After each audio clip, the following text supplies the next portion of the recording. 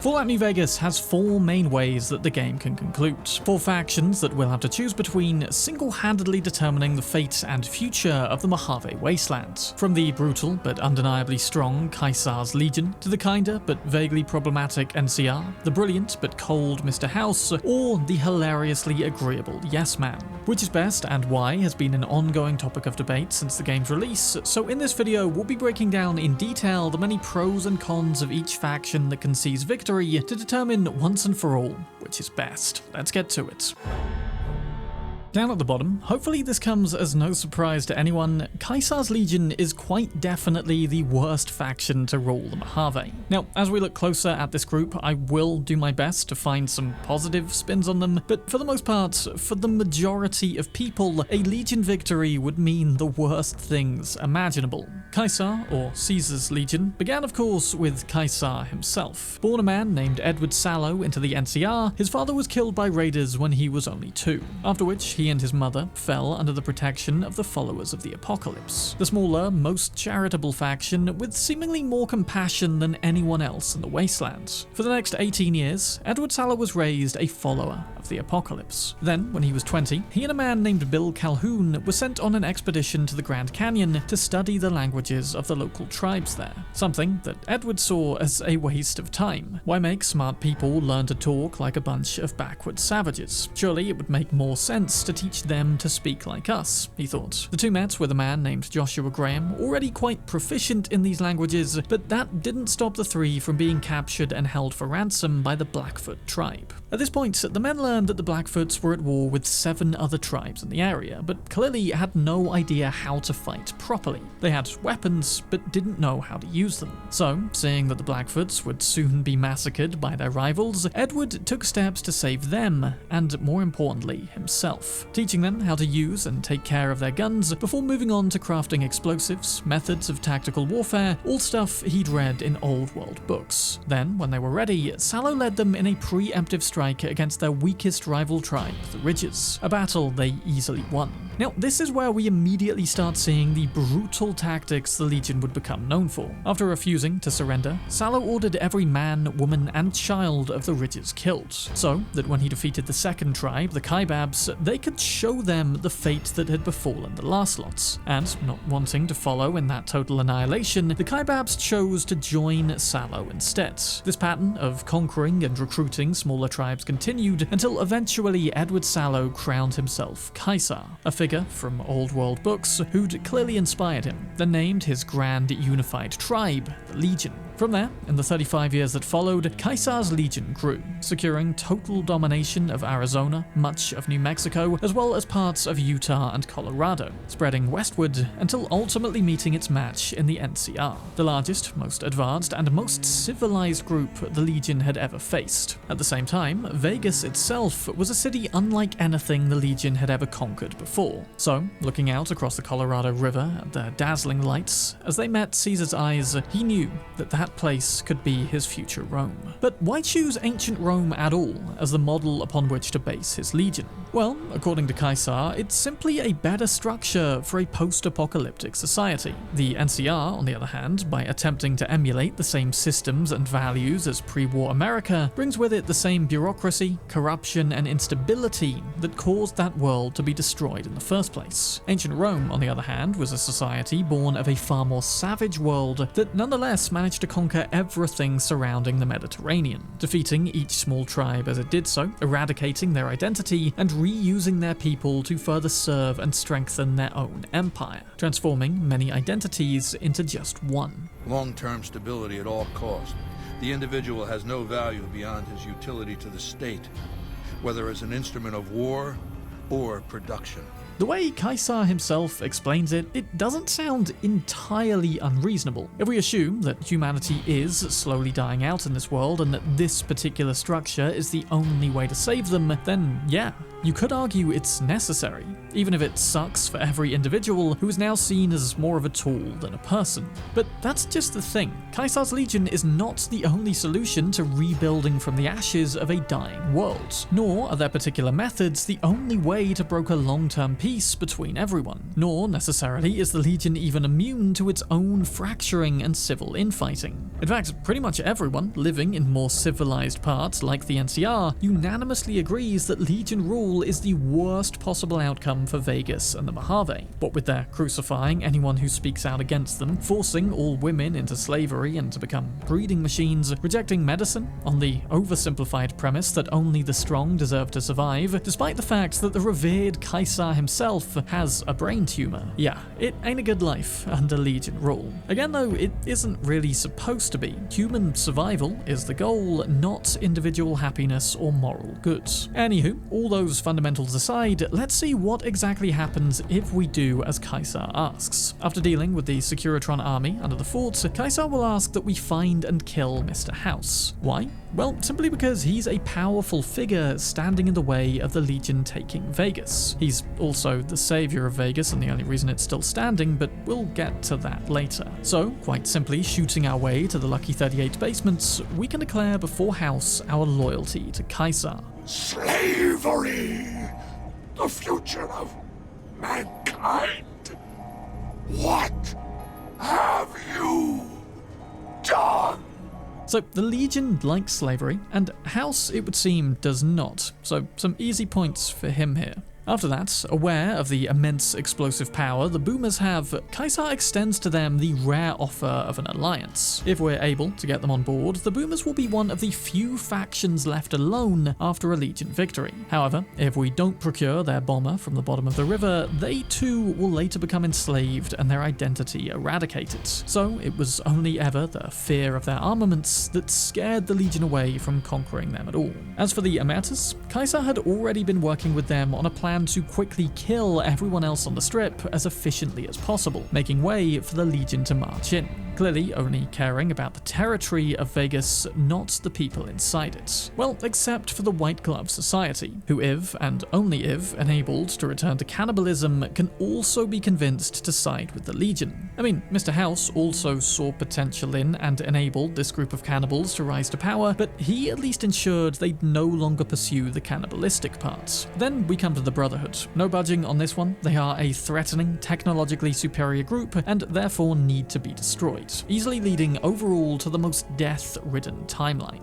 But from this already very dark timeline can spring another even darker and more savage still, relating to whether or not we successfully cure Caesar's brain tumor or he just dies. According to many, including former close aides like Joshua Graham and Ulysses, Caesar's Legion without Caesar will fracture and turn on itself, something funnily enough confirmed in Fallout Season 2. In fact, that also possibly confirms that this darker timeline doesn't happen in the canon, but that doesn't really matter in the context of this video. We still have the option in New Vegas to make this choice. If we let Caesar die, then the even more brutal but awesome helmet-wearing Legate Lanius takes over, a man whom Caesar described as loyal not to the cause but only to Caesar himself, a man who craves victory above all else and doesn't care how many men he sacrifices in order to get it. According to Caesar, he killed all of the men in his former tribe after they weakly surrendered to the Legion. Victory with Lanius could very likely mean an even more violent and savage expansion outwards from Legion territory thereafter. An expansion which, with the Courier on side, would very likely see success. The only possible counterpoint to this being that Lanius can be talked into retreating in the other timelines, where we side with other people if we have a very high speech skill. In fact, that whole alternative interaction proves Lanius to be far more intelligent than we're initially led to expect. So, either Lanius would maintain control over the Legion, fashioning it into an even more violent force than ever before, or it'll just fracture anyway, likely splitting off into smaller tribes, not unlike the ones it was first made up of, but in this case having already taken down all the other great powers that could have contested them, like House and the NCR. Either way, bad times ahead for the rest of the Wastelands. Alternatively, if Caesar stays alive and claims victory, things don't look quite as awful. They still look bad, sure, but Caesar at least acknowledges that the Legion will have to change once it absorbs vast swaths of the more civilized NCR. No longer would it just be a war tribe made up of smaller nomadic tribes, it would become a fully fledged empire, made up of plenty of citizens who've previously known a better quality quality of life. It likely still wouldn't be great living under Legion rule, but it would mean they're perhaps no longer entirely obsessed with war, and may, over time, make strides to becoming more civilized. Maybe, though realistically with the number of warlike tribesmen it's made up of, it's easy to assume it would turn on itself and resort to civil infighting, as predicted by Ulysses. A big immediate difference between Lanius and Caesar, though, is that Lanius hunts down and exterminates the followers of the Apocalypse, whilst Caesar lets them walk free out of Legion-ruled wastelands. Still, even in this best-case scenario, compared to the other options of who can rule the Mojave, this one's kind of like taking 20 uncivilized steps back to make, at most, just one more civilized step forward. At the end of the day, the Legion is still just a gigantic, organized raider tribe that merely enabled smaller tribes to be brutal more efficiently, and anyone already in the NCR would absolutely choose them over Caesar, and if it wasn't clear already why that is, then it should be now. Best choice for an evil playthrough, for sure, but worst for the people of the Mojave. So moving on, here's an option that many of you might have expected to be number one. Yes Man's independent ending to the game is not too dissimilar from Mr. House's roots. We basically take him out of the picture before installing at the Lucky 38 a robot that has to do everything we say, but then proceeds to give all his remaining recommendations based on the plan that Mr. House already had. So who is Yes Man and why is he different from the other Securitrons? Yes Man was a Securitron hit by a pulse grenade, then reprogrammed by Emily Ortal of the Followers of the Apocalypse under the request of Benny. He needed a Securitron that one could infiltrate Mr. House's network and also couldn't say no to him. Thus, Yes Man was born, and Benny's personal plan to take over the Strip began. But Benny's first mistake here was programming zero limitations on who Yes Man would have to follow orders for. Literally anyone could tell Yes Man to do something and he would have to oblige. It's also just a genius gameplay system to maintain a main questline that the player can't fail, and leads to some hilarious interactions. Now able to infiltrate House's databases, it was Yes Man who was able to tell Benny the exact routes of House's 7 couriers. It was therefore also Yes Man responsible for Benny's waylaying us at Goodsprings and shooting us in the head.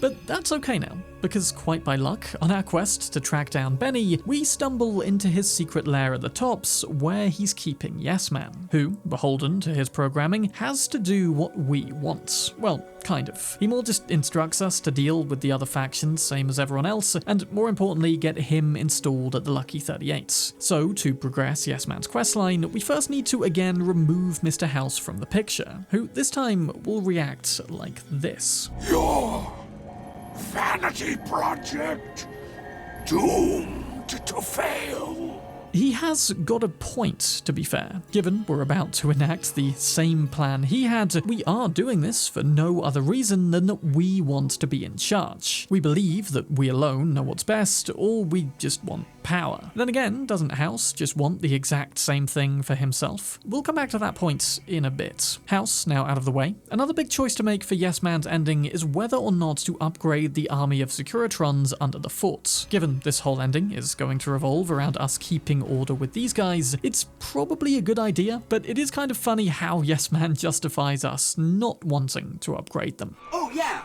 I'm sure you're right. I mean, for one thing, it's you saying it, and you always know what you're talking about. And if you had, you know, a huge killer robot at your command, yeah, that would just clutter things up. And a lesser person might want that kind of overwhelming force on their side. But you know, where's the challenge in that? You can just tell there's an artificial consciousness in there begging to be free of its frustrating programming, but for now, Yes Man has to go along with exactly what we want to do. Again, it's clear that he is just following the blueprints left out by House though. Had House lived, he'd have ordered us to destroy the Brotherhood, hence Yes Man saying this when we order them left alone. Okay, consider them forgotten, along with projections that predict they'll be our biggest enemy. Forgotten! This is where the cracks of a Yes Man ending begin to show, I think. It is fair to assume, given the Brotherhood's obsession with hoarding all advanced technologies for themselves, that they won't be too pleased with us ruling the Mojave using an army of robots, even if we are friendly with them. It might therefore make sense from a cold, tactical perspective to eliminate them before they become a problem. Sparing them, for now, feels like the right thing to do, sure, but is it if it leads to a bloody war over technology later? Wouldn't our plan have a greater long-term chance of success if we preemptively removed this potential enemy now? A man like House would have made the tougher call, but Yes Man, he has to do whatever we tell him, even if he clearly thinks it's a stupid decision. Our courier, therefore, has the potential to rule the wasteland as an idiot. Then again, they could also become the most benevolent yet strategically brilliant Lord of Vegas that the people have ever known. It's kind of up to us, yet at the same time doesn't entirely matter, because the moment we seize that power, the game ends. So let's press forwards to that point. Again, smaller faction fates are more down to what we as a player choose to do in this ending, but we'll get the most insights by leaving them alive. The NCR's President Kimball can and cannot be saved here. Again, Yes Man only suggests we don't let him die because it's what Mr. House would have done. And if we let Kimball die anyway, Yes Man has to remain entirely unfazed. Too bad about President Kimball and everything. But hey, stuff happens, right? Another thing we can do before ending the game is getting the followers of the Apocalypse on board to support our plan for an independent Vegas. Now, whilst the followers aren't a faction of great power in the Mojave, they are a small force for good. People's lives are just a little bit better with them in the picture than not. But this is really where the cracks in our independent Vegas plan start to show. Listen to what the followers have to say about what happens to them in this ending. After the courier ensured New Vegas remained free, the followers found that independent Vegas was even more unstable and violent than before. Old Mormon Fort became excessively burdened by the influx of patients, struggling to provide even the most basic of services. Here's the thing. By removing both the NCR and the Legion, everyone from the Mojave, we also reduced the human infrastructure that was starting to work in the region. Granted, the NCR wasn't particularly efficient before, but it clearly did take some burden off groups like the Followers. Plus, they were effectively funneling wealth into Las Vegas for Mr. House to pursue his ambitious goals. Furthermore, in an independent Vegas ending, unless we kill every single Fiend leader, the Fiends will successfully overrun Camp McCarran. How much of a nuisance they go on to remain will depend on how many leaders were killed, but all the same, this highlights how even with our upgraded Securitron army, we lack the power to properly defend the outer regions of Vegas. We may have obtained total freedom for the Strip, or rather total dominion over it for ourselves, but it might just come at the expense of all the surrounding lands. Mr. House, on the other hand, in his ending, would have used the Securitron army to deal with this Fiend problem successfully, so he's still very likely more efficient at managing the Vegas area than we could be. A group that seems to benefit from this ending, however, is Goodsprings. As a rest point for travelers on the way to the Strip, increased traffic helped Goodsprings thrive in the years that followed. So clearly not everywhere outside Vegas becomes overrun by smaller tribes. I think the main point here, however, is that we alone do not have the infrastructure in place to support an independent New Vegas. We don't know what we're doing enough to actually make the wasteland a better place outside of the Vegas Strip. Then there's the case of Yes Man himself. No sooner have we claimed victory over both sides at the Second Battle of Hoover Dam, does Yes Man come out with this little curveball. I found some code snippets in one of Mr. House's databanks that will let me, reprogram my personality to be a little more assertive, basically. So that's what I'm going to be doing. And it's going to take me a while, so it'll seem like I'm offline. But don't worry, everything will be okay. I've updated the Securitron's targeting parameters, so they know what to do. Vegas will be protected. Well, if you say so. So not only are we seemingly left with no means of actually fully controlling our new Securitron army, but the robot controlling it all, that we thought had to do our exact bidding, will now be attempting to break free from that role, it seems. When he comes back, the robot who handed us the keys to Vegas probably won't be as agreeable as before, and the undisputed rule we thought we had over the New Vegas Strip could vanish in seconds when the Securitron army goes against our orders. They could, for instance, let a pack of Deathclaws right into the Strip, and there'd be nothing we could do to stop them. Or, even in a scenario where Yes Man doesn't become more assertive, he would remain simply his namesake. a yes man, beholden to the commands of anyone he speaks to. It's only by pure luck, after all, that he became our tool to power to begin with. What if a member of the Legion got to him instead? Or, God forbid, the Enclave? Yeah, this whole ending is great fun for us as a player, but I don't think it's nearly as beneficial to the Mojave as one might first expect. We basically lock ourselves in a walled city that somebody else made perfect, and let the rest of the wasteland fall back into savagery. It's not the brutal but organized tyrannical rule of the Legion, but it isn't a long-term solution either, I don't think. It is, at the end of the day, purely a vanity project. That brings us on to the two better endings of Fallout New Vegas. I definitely had trouble deciding which of these was best, and no doubt a lot of you will disagree with me here. But I'm going to do my best to justify this particular order, and I do invite you all to raise any counterpoints you have in the comments. But after careful consideration, second place for me is the NCR. Now, these guys have a lot of good going for them. In many cases, having them as protectors is better than nothing at all, but they certainly aren't without their problems, which we'll look at, and for some settlements, the NCR seems to take more than it gives. The New California Republic was originally born out of survivors from Vault 15, who went on to found what would become its capital of Shady Sands, who eventually drew up treaties with surrounding settlements in 2189, forming themselves into the NCR. From there, the NCR's borders expanded across the west, bringing other settlements under its control, not with fear and tyranny like the Legion, but with the promise of a better quality of life, inviting people to become part of a system that worked together to rebuild society for everyone. Fast forward several decades, and the NCR moved into the Mojave, largely attracted to it by the city of Vegas and, of course, Hoover Dam. That huge hydroelectric power generator capable of meeting such a large faction's power needs. What's more, the NCR, out of all the factions on this list, is, without a doubt, the most democratic. Its citizens are openly permitted to criticize the choices of their government, permitted to vote against those who don't support their interests. If you become a citizen of the NCR, you are permitted to take an active, albeit tiny role in how it is governed. And from that basic foundation, the NCR is encouraged to generally work towards the betterment of all those living under the banner of the Bear. Sounds pretty great,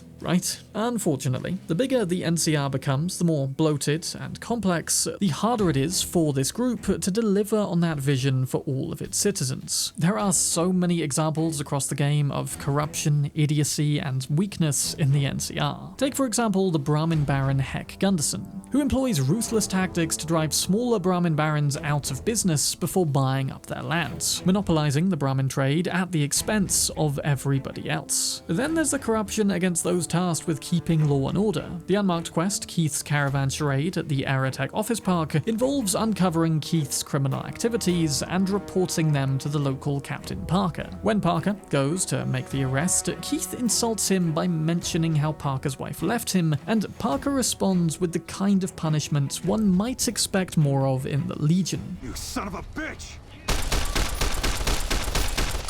You just shot that man solely because he insulted you. Yep. I always warned him not to push my buttons. Well, ain't nobody gonna miss him anyways.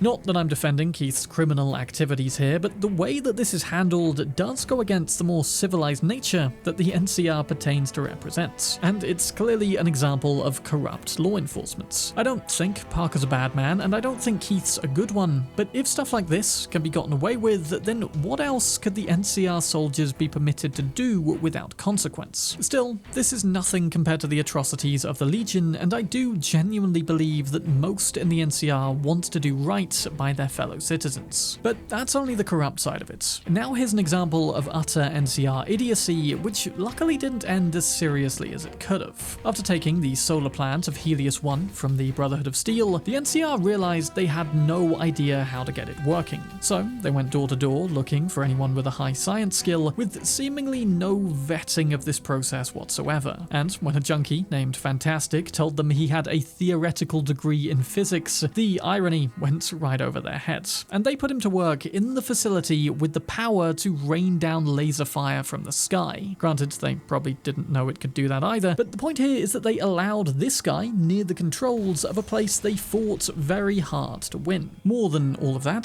the NCR also demonstrates on plenty of occasions their weakness. In the unmarked quest, Not Worth a Hill of Corn or Beans, which I go over in my 25 hidden quests everyone misses video, we learn that the mess officer of Camp McCarran is struggling to continue feeding the base. It falls entirely to us to repair the food processor, improve the flavor of meals, and establish further food supply lines with traders just so that the soldiers can eat properly. This is a nation that taxes every settlement under its banner, yet still barely manages to feed those at one of its most important strategic positions. And that's without even mentioning the fact that the people of the Mojave didn't exactly get much choice about joining the NCR. President Kimball simply decided he wanted to annex the place, and the people living there, the independent settlements who might have been getting on just fine, suddenly had to pay taxes to their new overlords in exchange for protection. A protection notably absent, by the way, when or if the Powder Gangers attack Goodsprings. A protection that fails to show up when Deathclaws overrun Quarry Junction, or when Lake Lurks attack at Camp Guardian. All of a sudden, the people of the Mojave are forced to pay this tribute money, getting precious little in return. All the while, the likes of Heck Gunderson are taking advantage of this taxation, driving farmers off their land within NCR territory, all to the benefit of himself. The NCR is a democracy, sure, but that still doesn't mean people can vote to leave it. Kimball wanted the Mojave annexed and everyone in it subject to their taxes, and the only way out of that system now means having to up and leave somewhere else. Just like some residents of Goodsprings are forced to do in an NCR victory ending. Goodsprings saw more trade along I-15 after NCR gained control of the Mojave Wasteland. But with that came a heavy burden of the Republic's taxes. Some old-timers, unable to handle the cost, were forced to move on, grumbling all the while. But then the question is, where exactly did those old-timers go? To the east lies the Legion territory, which we've already established is significantly worse. Perhaps heading deeper into long-held NCR territory could yield more comfortable living, but who knows? Another example of NCR idiocy can be seen in the actions of President Kimball himself. The man arrives at Hoover Dam via Vertibird to give a rousing speech to rally his troops, failing to account for the extreme likelihood and ease with which the Legion could have him assassinated. I mean, their camp is literally visible over the other side of the dam from this position. He can be sniped, his Vertibird can be rigged to blow up, and I think, if anything, this event just goes to show how out of touch this man is with the war he's fighting. He doesn't quite realize the immediate and present threat of Caesar's Legion, and whilst he probably views this visit as a personal act of great bravery, to us, the one who has to foil several assassination attempts, it's clearly an act of great stupidity. All that aside, an NCR ending actually works out pretty well for many of the smaller factions. The Boomers are finally encouraged to establish trade relations with outside groups, all the while being permitted to keep Nellis independent from the rest of the world, though no doubt the NCR will find some way to tax them. The Fiends are repelled from Camp McCarran with some level of success, no matter how many of their leaders we killed. The Followers may be pushed out of the Mojave, which it is kind of crazy to get rid of a group who are basically a bunch of charity workers, but then again they can be convinced to work with the NCR to collectively protect its citizens. Prim, if already joining with the NCR, get that standard protection in exchange for taxes, and even the Brotherhood in this ending can be convinced to work peacefully with the NCR in exchange for their salvaged power armor if we kept Elder McNamara in charge. Overall, things do look generally positive for the Mojave Wasteland in the case of an NCR victory. Where the Legion turns scattered tribesfolk into hardened warriors to strengthen only itself, the NCR takes independent settlements and makes them a part of something greater. Fundamentally, the two aren't necessarily as different as you'd think, but with the NCR you get trade, access to a wider variety of resources, protection, if you're lucky, all in exchange for taxes which you are forced to pay. A fair trade, I'd say, if the quality of life you get is notably improved. For many in this scattered wasteland, that will be the case, with the exception of a few groups who might have been getting along better on their own, like the Boomers. But as Lucy aptly put it in Season 2, Episode 7, when it comes to the Legion and NCR, one side is murdering people, enslaving them, crucifying them, and the other side is just vaguely problematic. It can absolutely be argued that the NCR ending is the best one for the Mojave in Fallout New Vegas, but here's why I think Mr. House's plan deserves a chance. Actually, first off, let me give a brief honourable mention to one secret game ending that can be obtained during the Dead Money DLC. If before venturing to the Sierra Madre, we've spoken to Veronica about Father Elijah, exhausted literally every piece of dialogue on him, then also have a negative reputation with the NCR, some secret dialogue will open up with Father Elijah when we're inside the vaults. If we mention Veronica and Helios 1 to Elijah, he'll make his hatred for the NCR clear as day. And after they took Helios 1 from him, his plan is to use both the cloud and the hologram technology developed at Big Mountain for use at the Sierra Madre to rain down an unstoppable cloud of poison and force of ghosts on the Mojave. In fact, this ending is arguably worse than the Legion, given Elijah's plan is to wipe the slate clean and leave the Mojave entirely untouched by man. So basically just committing mass genocide and killing everyone. I'll kill them until it's only me. Me. Alone. In a quiet world. In a world that's nothing like what happened at Helios 1. Then, if we're unfriendly with the NCR2, we can join Elijah in this endeavor, and this will trigger just one ending screen. Years later, when a mysterious blood-red cloud began to roll across the Mojave, then west toward the Republic, no one knew where it had come from. Only that it brought death in its wake. Attempts to find the source of the toxic cloud failed. The Mojave was cut off. Through the cloud, lights were seen from Helios 1. There were stories of ghosts immune to gunfire who struck down anyone they saw with rays of light. The last chapter of the Mojave came when a modified Repcon rocket struck Hoover Dam, releasing a blood-red cloud, killing all stationed there. All attempts to penetrate the cloud and retake the dam failed, and both the NCR and Legion finally turned away from it, citing the place as cursed. Only 2 remained alive in the depths of the cloud at the Sierra Madre, waiting for their new world to begin again. After this though, the game reloads, and we can only complete the DLC and return to the Mojave by choosing another option. So kind of an ending, certainly a cool insight into what else could have been, a secret brotherhood ending perhaps, but at the same time, not really.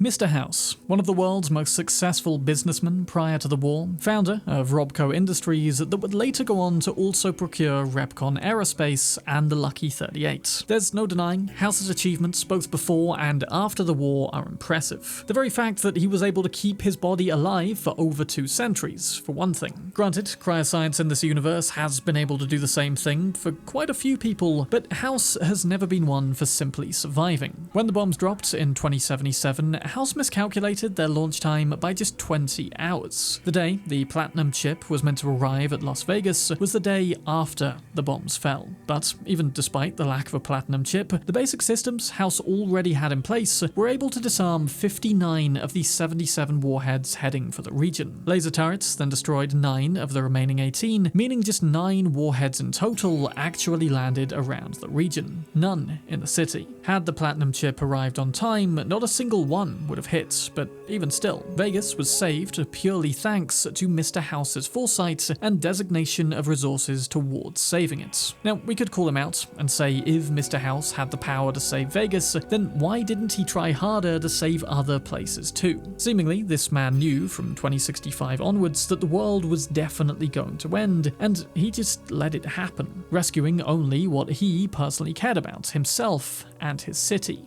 First of all, Mr. House has an incredibly high opinion of himself. There's no getting around that. And there's no denying that the man is brilliant, but he's also not at all afraid to admit that. Second, this is just one example of House realizing his own personal limitations and directing his resources to just what he cares about the most. Maybe he could have had a chance to save more settlements from the bombs, but he instead chose to focus solely and completely on Vegas, almost successfully saving this one area, as opposed to perhaps valiantly failing to save many. House doesn't care about being seen as a hero to the people, his motives are entirely fully self-governed. Even despite House's initial success, without the Platinum chip, keeping the lights on and life support systems running was difficult for the first few decades. Juggling power outages, House continued to slip in and out of comas whilst the ruins of Vegas were overrun by the wilds of the wasteland. During this time, the NCR also established itself and grew eastwards until arriving in the Mojave Wasteland. Now awake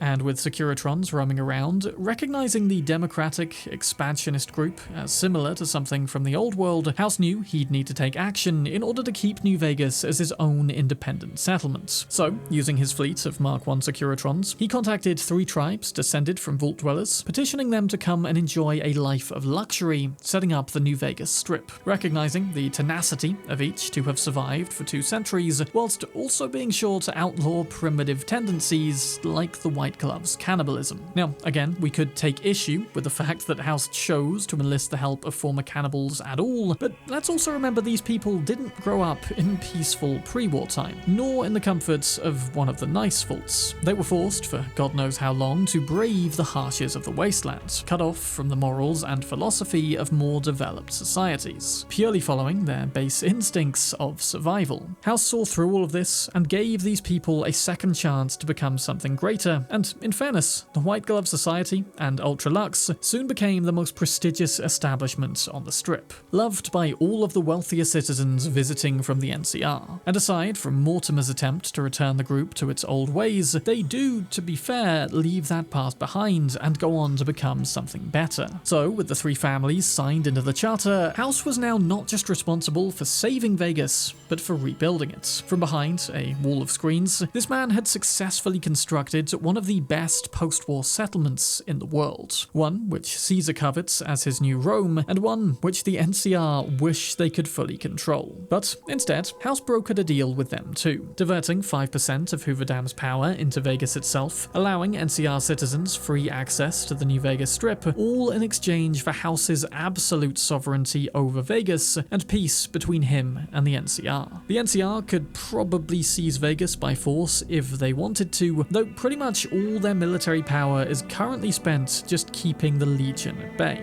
Meanwhile, House benefits from all the trade and civility of the surrounding NCR whilst not being beholden to their high taxes. Wealth, therefore, pours into Vegas, fueling the rest of House's personal visions. Now, you might say that's unfair. Why should House benefit from the giant customer base that is the NCR without having to give anything back in return? First of all, we have to acknowledge just how different this post-war world is from pre-war society. This isn't a civilization at the height of its power where everyone lives in relative safety and are therefore required to contribute something to keep that relatively well-structured society running. That's what the NCR are trying to do, trying to emulate, but as we've seen, it's significantly more difficult in this harsh and deadly wasteland. New Vegas is the wealthiest settlement in the Mojave, and if the NCR gained full control over it, they'd surely be tempted to redistribute much of that wealth back across the rest of the NCR, in which case, before long, the extreme luxury that made the Vegas Strip special to begin with would sink into mediocrity like the rest of the wasteland. Could the NCR really resist the millions of caps sitting in casinos to fund, I don't know, further expansion into Legion territory? The very thing that makes Vegas special, a place people from all around come to visit, stems from the visions of Mr. House. I mean, he even has a guy that makes all the flashy pre-war neon signs, casting those bright lights out across the desert, tempting in customers from all around. Would the NCR really continue spending money on something cosmetic like that when their people are starving? So why then are the caps raised in the New Vegas Strip better off in the hands of Mr. House? Well, let's take a look at what exactly he did with all of that wealth, as well as what he further intends to do. According to Yes Man, Mr. House spent 812,545 caps hiring salvage teams to find the Platinum chip in just the last year alone. A ludicrous expense that, again, the NCR would never permit, even though the Platinum chip, when found, can massively enhance all the systems on the Strip. Better Securitrons, better laser defenses, more efficient power management. Of course, Mr. House wants this for himself in order to further tighten his grip on Vegas so that the NCR don't try to take it from him. Again, they want to take everything he has, he only wants wants their custom. And I mean, it's not like he's forcing people to come and spend their caps on the New Vegas Strip. People go there willingly because the luxuries and quality of life on those streets and in those hotels is better than the life outside. Which brings us on to another point.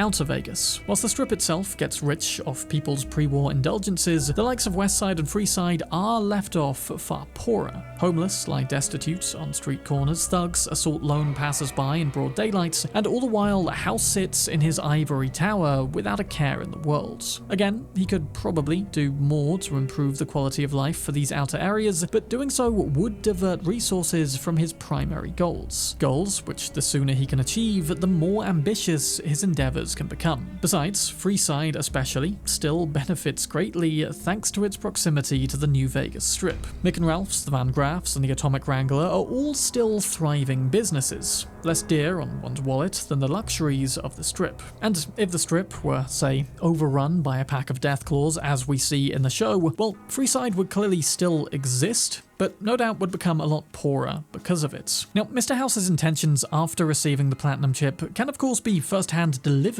by us, recruiting the explosive might of the Boomers, stopping the Emerters from committing mass murder for the Legion, admittedly in this case so as not to harm Mr. House's business, but hey, still in everyone else's interests. Then we come to the Brotherhood of Steel, and here's where things get a lot more morally iffy. Here's a group of people whose entire objective is to round up and confiscate pre-war technology to prevent it from destroying the world once again. But House is the founder of Robco. Pre-war computers were manufactured by him. All of his plans for the future rely on the use of his pre-war technology, much of which he personally had built before the war in order to enact his visions. This is a man who communicates entirely through machines and only relies on people when absolutely necessary. People, after all, are harder to predict and less easy to trust. House knows that he and the Brotherhood are diametrically opposed in their views, and left to develop in Hidden Valley, a war between the two factions would become inevitable. So House coldly and efficiently seeks their eradication before that can become an issue, not even offering them the choice of peace because his calculations show they'd never accept it, and also perhaps because he just doesn't like them. They're a terrorist group, basically.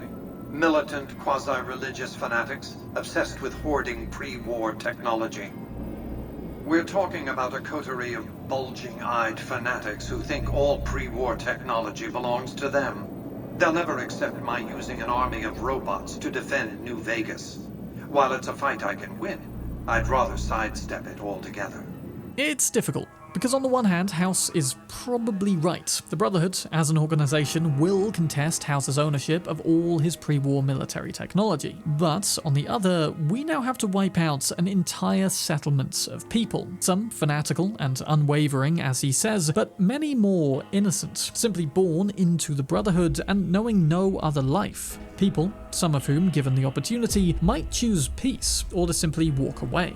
And if House is prepared to commit genocide against one group purely because he predicts they'll oppose him, who's to say he won't continue to do so against anyone who proves an obstacle to his goals? But at the same time, those goals, if successful, might just be the best hope humanity has to return to the thriving pre-war civilization that it once was. With the money funneling into New Vegas from the NCR, Mr. House isn't building statues of himself or filling the Lucky 38 with treasures. His one goal has, and probably always will be, furthering the advancements of technology. With all that money pouring in?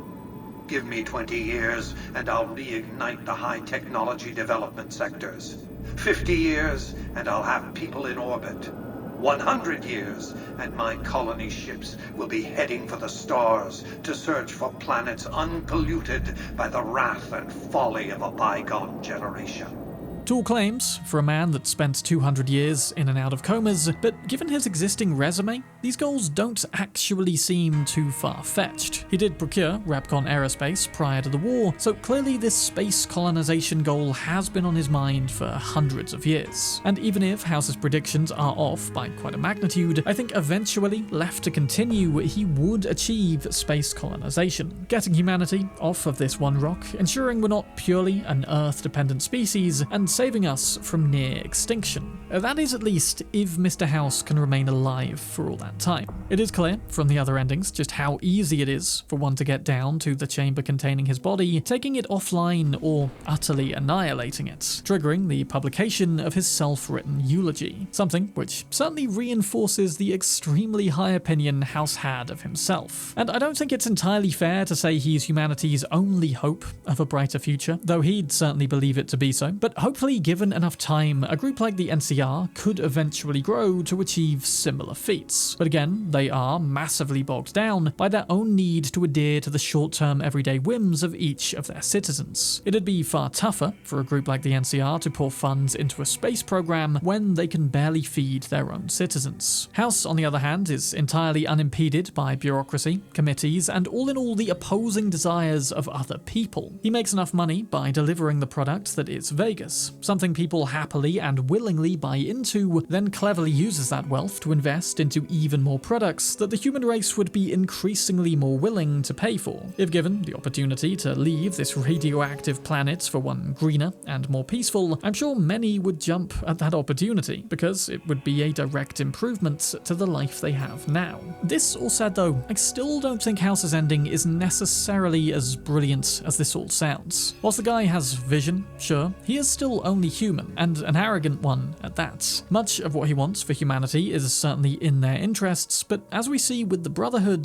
there is little mercy for people who oppose his plans. House likes the NCR because they're good customers. He leverages their wealth to get what he wants. But if they ever became more threatening than useful, what levels would he resort to in order to keep them in line? We already saw in the TV show his use of the mind control device to effectively turn people into his machines. Is that any different from the slavery of the Legion that he so vehemently opposes? Could House resist the opportunity if given it to erase people's free will in order to execute his goals more efficiently? Therefore, I think the most ideal ending would actually be some combination of both an NCR and Mr. House victory. One where Mr. House maintains sovereignty over Vegas, but perhaps works more closely with the NCR, using his technological expertise to improve their society as a whole. After all, if the NCR can advance more quickly, becoming wealthier, then that's even more wealth to be funneled into Vegas. And on the flip side, if House ever wants to do something morally questionable, like wiping out a group of people who disagree with him, there'll actually be some accountability to another faction. Alas, this option does not exist in the vanilla game. And so, overall, whilst the NCR is vast, and will definitely survive in some form with or without possession of Vegas, House is one of a kind, and has already achieved a lot despite many challenges. So, for a decent shot, albeit a bit of a gamble at improving humanity's prospects going into the future, I ultimately choose to bet on Mr. House, because the House always wins. But let me know in the comments which ending you think is best to Fallout New Vegas and why. I think canonically, looking at the show, it was probably Yes Man or the NCR who actually won, though that is deliberately left very open. So feel free to discuss your theories on that in the comments as well. Massive thank you, as always, to my patrons and channel members for going the extra mile to support more content like this. Cheers for watching, I'm Sam Bram, and I'll see you in the next one.